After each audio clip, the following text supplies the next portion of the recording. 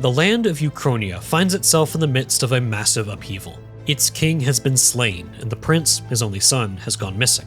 With no apparent heir, a frenzy erupts. Who will become the land's next ruler? The spirit of the former king appears in the sky as a giant rock. It says the next leader shall be the winner of his contest.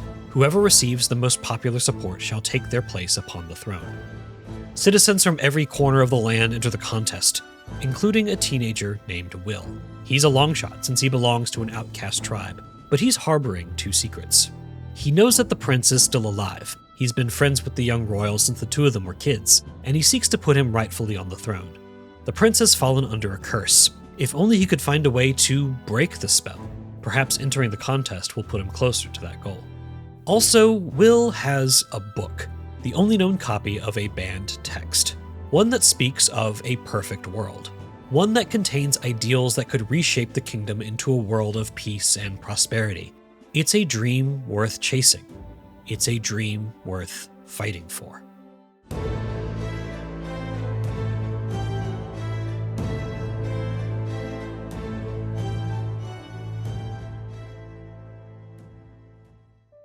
Metaphor ReFantazio is part of a long line of RPGs from Atlus, specifically the team responsible for Personas 3, 4, and 5.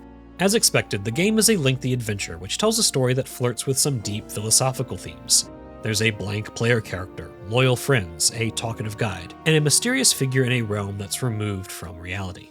When Will reads his book, he can meet its author, a man named Moore. Moore is imprisoned in a room, unsure of when and where he is. He speaks fondly of the ideal world featured in his book. If only it was a real place. Uchronia isn't exactly in the best shape. Each person's tribe determines their lot in life. The horned Clamar and the large-eared Roussant hold most of the power, while the tailed Parapests and the bat-like Ujif get relegated to a lower class. Will is an Elda, the lowest of the hierarchy, which makes his ascent in the king's contest all the more difficult. Corruption abounds. The church and the military vie for power. Giant monsters trample villages without warning. It couldn't be further from Moore's perfect society. If a book about a perfect world authored by someone named Moore sounds familiar, it's because you can find that exact thing at your local library. Originally published in 1516, Utopia by Thomas More is about a newly discovered land and its peculiar society. More was an English lawyer, writer, and humanist philosopher. He had quite a bit of political power, serving as Lord Chancellor under King Henry VIII. He was a devout Catholic and was declared the patron saint of statesmen and politicians in the year 2000 by Pope John Paul II. And he's responsible for the word utopia entering the common lexicon. The first half of the book is structured like a conversation between Moore, his friend Peter Giles, and a world-weary traveler named Raphael Hythloday. Hythloday traveled the world with Amerigo Vespucci and witnessed many societies outside of Europe. Perhaps something he learned on his travels could help improve life in their native continent. During the conversation, Hythloday recounts a previous argument he had with a lawyer regarding the punishment of thieves. They were executed everywhere, the lawyer said, sometimes as many as 20 at a time hanging on one gallows. Hythloday found this abhorrent. The punishment of thieves is beyond both the limits of justice and not in the public interest. As a punishment for theft, it is too harsh, and even so, it is not a sufficient deterrent. And no penalty is great enough to keep people from stealing if they have no other way of making a living. Hythloday questions why wealthy nobles have enough resources to be robbed in the first place, when they are the ones doing most of the labor. Also, if stealing is worth the death penalty, what's preventing a robber from killing the noble if the punishment would be the same no matter what? This leads to a debate about private property. Hythloday argues a society with money cannot have equality and justice. Moore disagrees, claiming that eliminating money would eliminate the incentive for societal progress and personal achievement. That is, until Hythloday counters Moore's counterpoint, claiming that he only thinks that way because he hasn't seen Utopia for himself. A land grotesque as its people. You dreamt of Utopia. You saw the tribes united as one. Oh. That dream died long ago. You should have done the same. Luis, a young, accomplished general, slays the king. The prince has been cursed. For all the populace knows, he too has died. This leaves the kingdom of Uchronia without a ruler. Who else should take the throne but the most powerful man in the land? From the opening moments of Metaphor ReFantazio, Luis is set up as the ultimate villain. Over the course of the story, he will stab characters in the back, he will threaten and then enact violence, he will strike down anyone who dares to get in his way. He stands in complete opposition to Will and the ideals presented in Moore's book. Whenever a new character joins Will on his journey, they read an excerpt from this mysterious banned text. All people accept each other, and no soul is born into discrimination. The enlightened king hears the voices of the citizens and protects their way of life. Taking power by wealth or force is seen as the most shameful of transgressions. Discrimination and inequality are forbidden by law.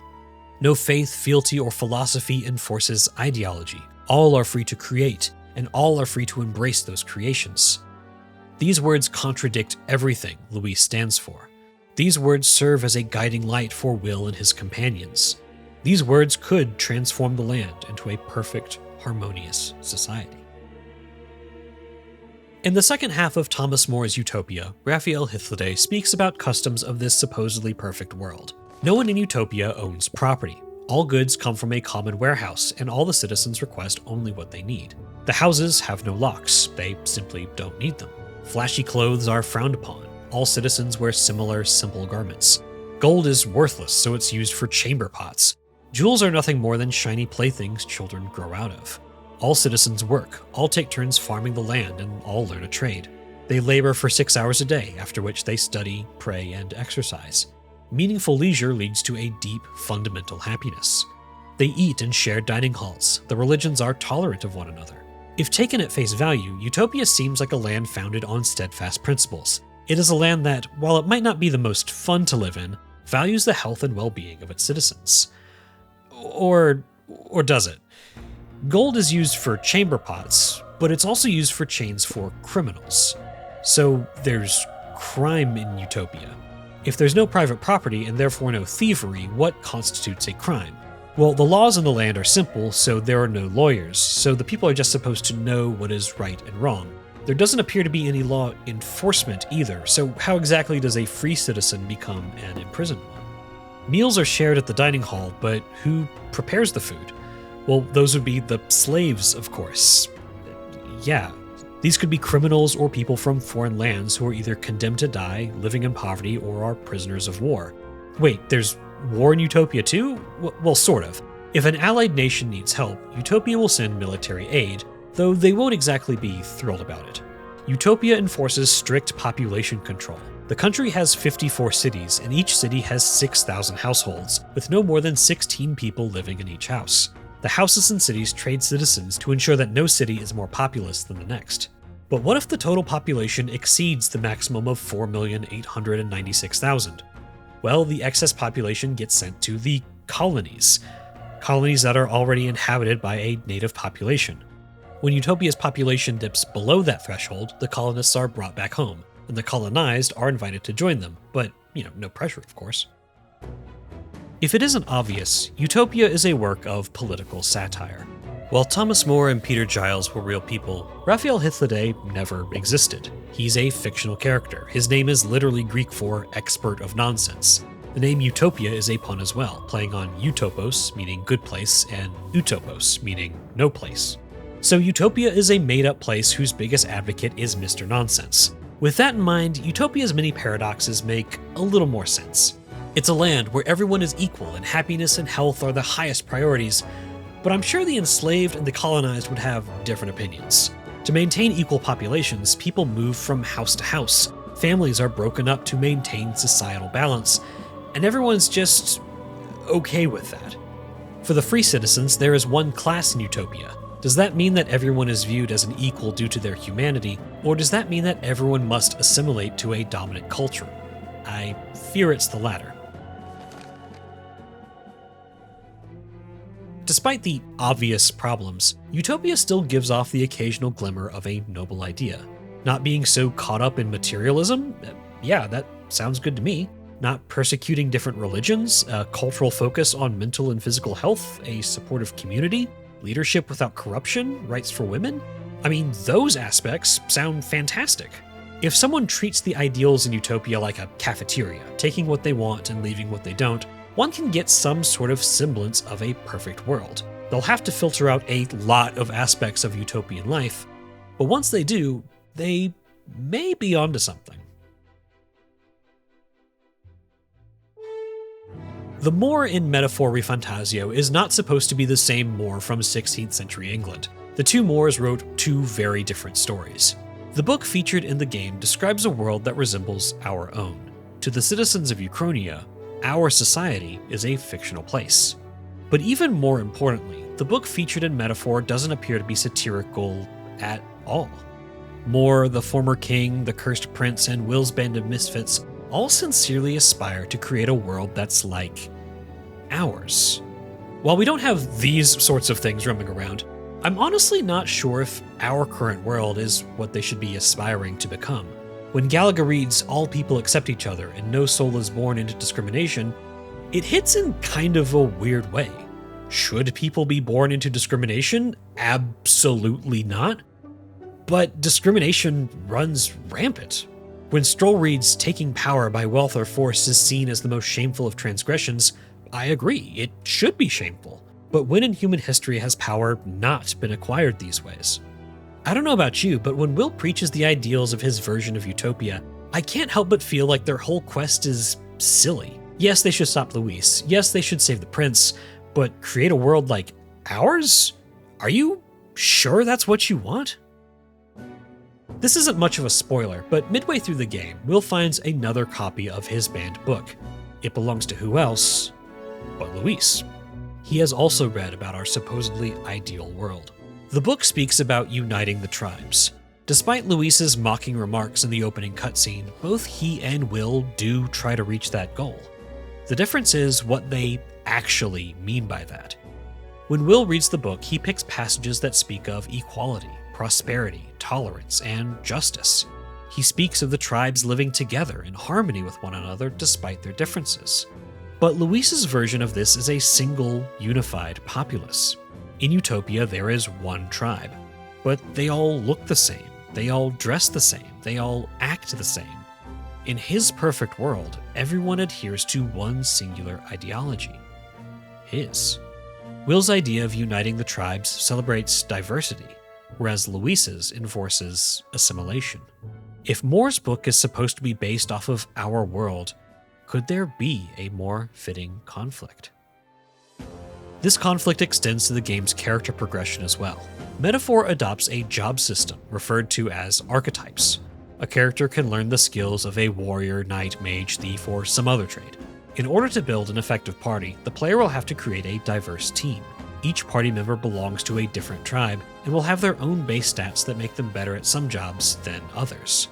But beyond that, each party member is functionally the same. Each character can study every archetype if they want to.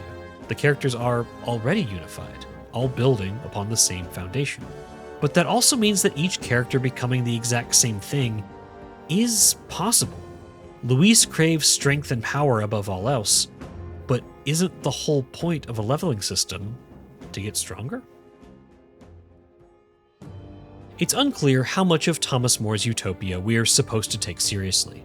While Hythloday does most of the talking, he speaks to More's self-insert character. Moore represents the traditional English way of thinking, whereas Hythloday represents a new, radical way of thinking. Both characters were written by the real-world Thomas More. Should we try to empathize with his stand-in, doubting the wild tales of this traveler who isn't as wise as he thinks he is? Or are these radical ideas presented by this fictional character as a way to distance them from their true author? Hythloday, in effect, has jester's privilege, able to say things that statesman Moore cannot. Moore was a successful lawyer. He was elected to Parliament in 1504, knighted in 1521. He remained a devout Catholic his entire life, authoring 7 entire books denouncing Martin Luther and the Protestant Reformation.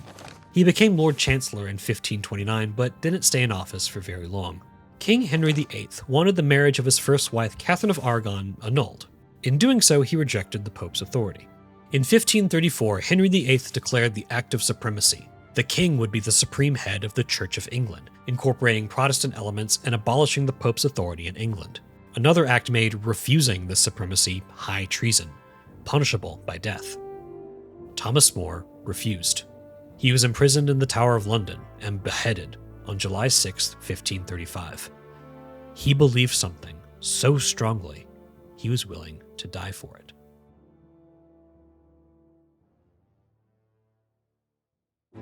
The greatest omission from Hythlodae's monologue is how exactly Utopia came to be. How can a country so insular, with so many strict rules and guidelines, with so many like-minded people, exist? No explanation is offered. Metaphor ReFantazio draws clear parallels to Thomas More and Utopia.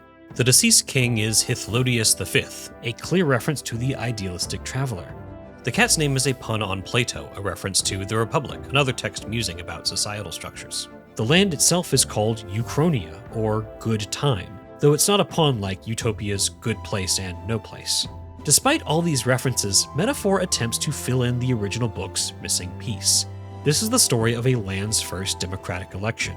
This is the story of how a society can become some version of Utopia.